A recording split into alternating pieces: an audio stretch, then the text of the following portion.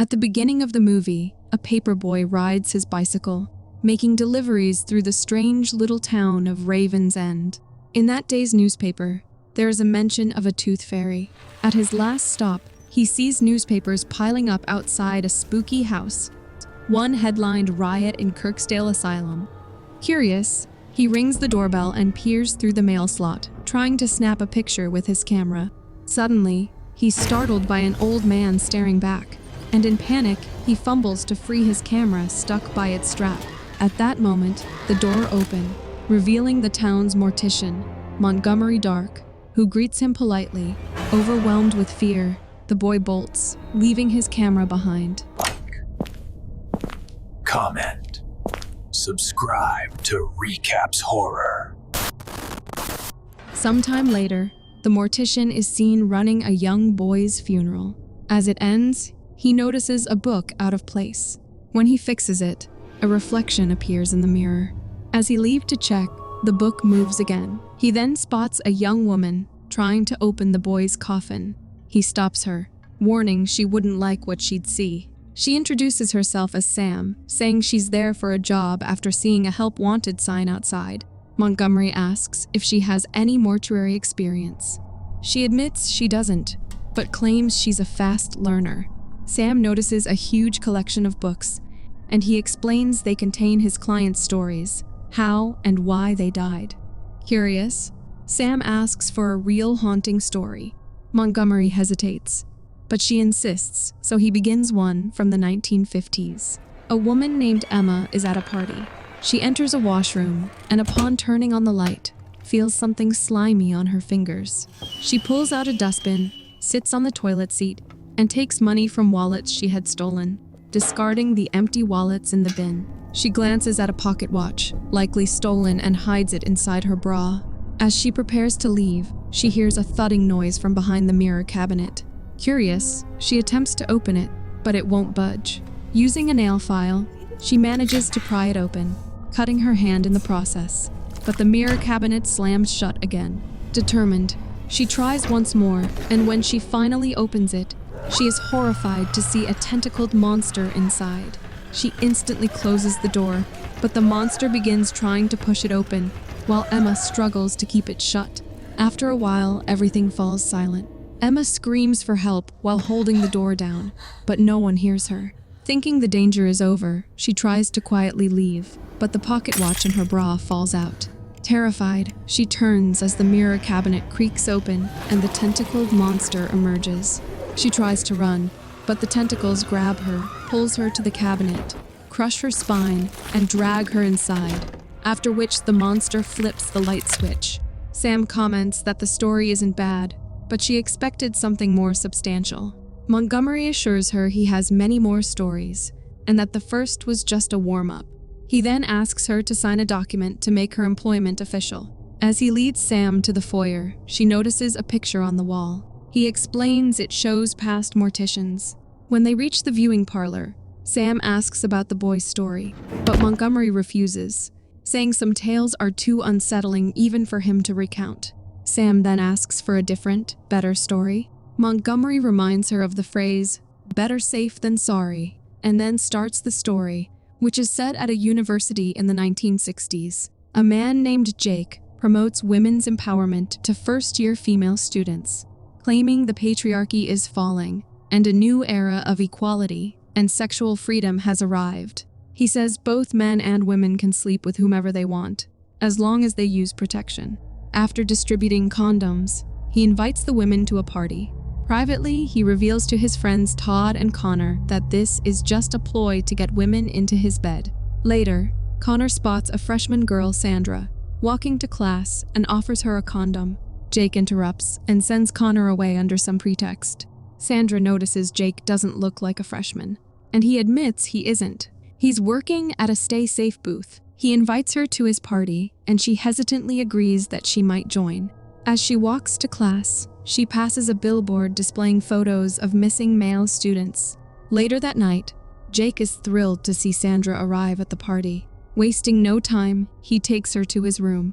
As they start making out, Sandra casually asks if he's heard about the missing guys. Jake says yes, it's sad. She then asks if he isn't worried for his own safety since he barely knows her. What if she's a serial killer? Jake asks. Are you? Sandra pushes him onto the bed and crawls toward him. She hands him a condom, but Jake is disappointed and refuses to use it. Sandra taunts that she wants to be empowered, forcing him to reluctantly wear it. Soon after, he convinces her to turn over and secretly removes the condom. The scene cuts to the next morning. Jake wakes to find Sandra gone, but notices she has written her number on the mirror. He wipes it away dismissively. Suddenly, his stomach gurgles, and he rushes to the bathroom to vomit. Connor arrives and notices rashes all over Jake's body. Jake brushes it off, but once Connor leaves, he panics and visits a doctor, Harold Kubler. He prescribes penicillin, but notices something strange in Jake's reports. When he examines Jake, a growling sound comes from his stomach. Alarmed, he excuses himself, asking Jake to wait. Curious, Jake checks his own report and is horrified to discover he is pregnant. Back at his dorm, Jake immediately takes a pill to terminate the pregnancy, but vomits it out moments later. His belly begins to swell, and terrified, he desperately tries to call Sandra using the erased number on the mirror. After struggling to reach her, he finally succeeds, and Sandra tells him to come to her house. When Jake arrives, Sandra's mother quickly prepares everything for delivery. Sandra enters, and Jake furiously yells at her for getting him pregnant. She asks if he wore protection, and Jake guiltily admits he secretly removed the condom. He breaks down, confessing that he used to be an overweight kid who was bullied and ignored by girls. Sandra looks at him with pity, but immediately walks away, setting up a date with another guy. Meanwhile, the fetus stirs violently inside Jake. Terrified, he asks Sandra's father how the baby is supposed to come out. Sandra's mother explains, the same way it went in. As Jake screams in pain, the baby forces its way out of him, and Jake's blood sprays all over the room. Sandra's mother pulls the infant free, while Jake dies in the process. She carries the baby to a room, but steps on a squeaky toy, waking dozens of monstrous infants. As she leaves, one of them slowly raises its demonic hand. Sam comments that she likes this story, saying it has all the elements of a good tale. Montgomery then leads her to the embalming room, showing her the body of a young woman. When Sam remarks that she looks perfect, Montgomery points out traces of magnesium in her upper palate, a common sign in patients suffering from catatonic state. He then begins the tale of Carol Peters and Wendell Owens. During their wedding ceremony, Wendell appears happy to be marrying the woman he loves. The priest asks if he vows to have and to hold her in sickness and in health, till death do he part. Suddenly the church goes dark. Carol starts looking sick, and suddenly she screams eerily. Just then, Wendell jolts awake from the nightmare and hears Carol coughing violently and goes to her room, helpless to aid his catatonic wife. One evening, after returning from the grocery store, Wendell runs into Mrs. Avery. She notices the amount of food he's carrying and brags about the meals she enjoyed on a recent all-inclusive cruise vacation. She smugly adds that now that her husband is dead, she can travel anywhere she likes. As she takes the elevator, Wendell opts for the stairs. At home, he prepares Carol's food, blending everything so she can swallow it more easily. Later, Dr. Kubler examines Carol and assures Wendell she seems stable. When Wendell asks how long she has left, Kubler estimates about a year. Wendell casually mentions that he can't afford to keep her alive much longer since she's dependent on machines. Kubler suggests a powerful pain medication, hinting that if more than 2 pills are given within 24 hours, it would be fatal and leave no trace. That night, Wendell sets up a dinner table for Carol and gifts her an Arctic hare figurine, reminding her how they used to cheer her up, begging for a sign that she's still there. He grows frustrated when she only stares blankly, slamming the table before instantly apologizing. Racked with guilt, he mixes the pills into her food and feeds her. To his shock, Carol suddenly grips his arm with surprising strength. Wendell quickly removes her restraints and pumps her stomach, forcing her to vomit. But without restraints, her head slams onto the table, impaled by the hare figurine. Horrified, he drops her as blood spreads across the table. Wendell calls Kubler for help and explains the situation, but the doctor coldly advises him to dump the body and never contact him again. Panicked, Wendell pulls out Carol's bridal chest and finds her wedding dress and their photo album inside. He sits for a moment, staring at their wedding pictures. Then he brings Carol's body to the chest and tries to fit her inside, but when it doesn't fit, he decides to cut her into pieces. As he's about to sever her thigh, Carol suddenly lets out a scream.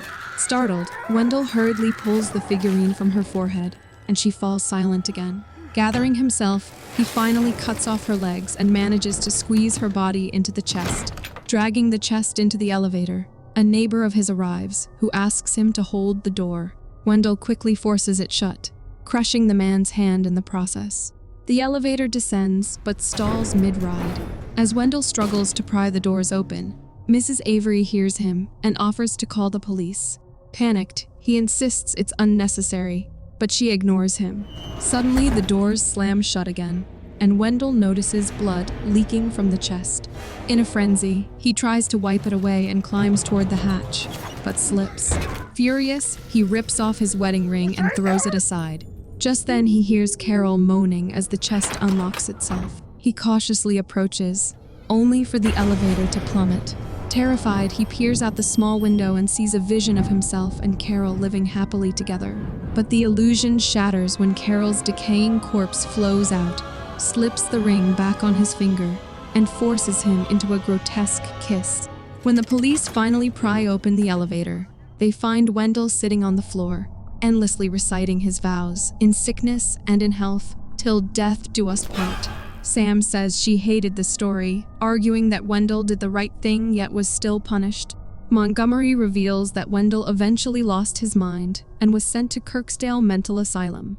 As they head toward the sub-basement, Sam comments that all his stories are predictable, always ending with people paying a terrible price for their sins.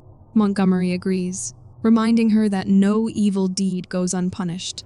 When Montgomery is about to push the boy's coffin into the cremation chamber, Sam stops him and admits she was never there to apply for a job. She confesses that she came to see the boy Logan and challenges the notion that no evil deed goes unpunished, saying that in real life, bad people win all the time. She admits that Logan died because of her and begs Montgomery to let her see him one last time. He agrees. Looking at Logan, she says she wants to tell his story. The story begins with Sam babysitting Logan. He is sleeping in his room, and to pass the time, she puts on a horror movie called The Babysitter Murders. While in the kitchen, she hears a message on the answering machine from Dr. Kubler and Deborah, his wife, explaining they'd be home late and asking her to make sure Logan is asleep.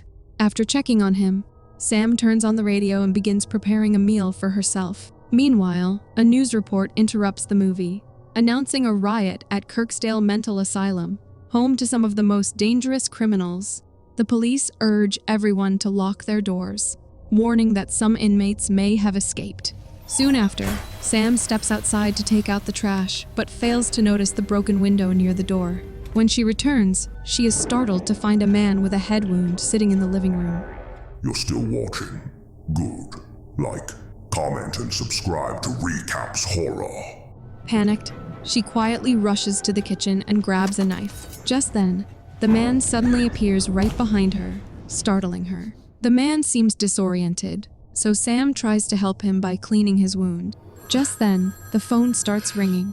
When the answering machine picks up, Deborah warns Sam to lock all the doors because a psychopath who targets children is on the loose. Reacting quickly, Sam forces the man's hand into the meat grinder, grinding his fingers. She then strikes him with the meat pounder, but he retaliates by kicking her down. Slowly, he pulls his injured hand out of the grinder. Sam recovers and tries to stab him, but he blocks the knife with a chopping board and strikes her with it. The phone rings again as the man moves into the living room, screaming into it. Sam jumps onto his back while Deborah remains on the line.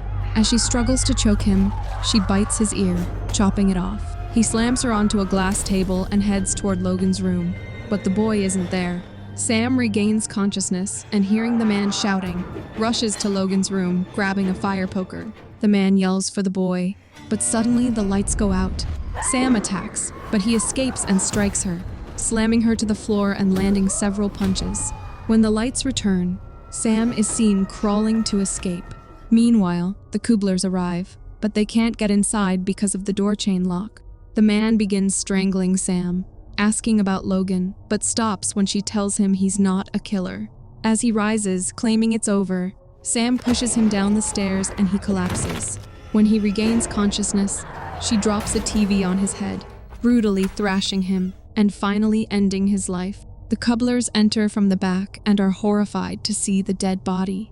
Deborah asks who it is, and Kubler recognizes him as Sam, the babysitter. A news broadcast reveals that the escaped inmate is actually a woman named Charlotte Gibbons, also known as the Boggy Bay Tooth Fairy. Deborah panics when she cannot find her son. Suddenly, the oven beeps, and when they open it, they scream in terror at the sight of Logan's remains. Later, Montgomery asks Charlotte why she came to the mortuary. She claims that, like him, she has her own collection and is there to collect it, removing a tooth from Logan's remains. She then stabs Montgomery to stop him from telling her story, but he only laughs as green embalming fluid leaks from his wound. Frightened, Charlotte flees. When she reaches the door and runs out, she finds herself back inside the house. Confused, she tries again, only to end up inside once more. Montgomery suddenly appears from behind. Panicked, she flees and makes it to the library, where she hears whispers followed by his eerie laughter. Montgomery emerges in the library and reveals that he was once like her, a traveler from the outer regions of experience, believing he could escape the consequences of his actions. He stomps his cane on the floor, causing several books to tumble from the shelves. He explains that he eventually found his way to this house, and that assignment changed everything. Stomping again, more books fall. He continues saying that throughout history, it has been the storyteller's role to remind us that every action creates a ripple, and every story has repercussions. Another stomp sends more books crashing down. He adds that Charlotte would be surprised at how many of the stories in the library are hers. The lights go out, and suddenly dark spirits of children crawl out from the fallen books. Charlotte is terrified. Montgomery declares that no one escapes fate. Charlotte defies him, insisting she is the master of her own fate and will decide how her story ends. Montgomery yells, "Your story is just beginning." The spirits attack, and she screams in pain. After she dies, a spirit places a tooth from the ground onto itself, and the scene cuts to black. The scene shifts to Montgomery sewing and reassembling Charlotte's body. Once complete, he leaves the house, stepping outside feeling relieved. But suddenly he screams and explodes into dust.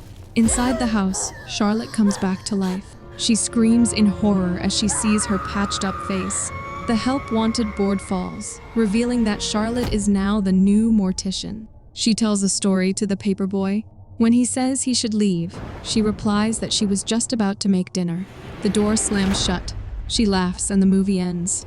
Thanks for watching. If you enjoyed the chills, hit that like button, subscribe, and turn on notifications so you never miss a scare. Until next time, stay spooky.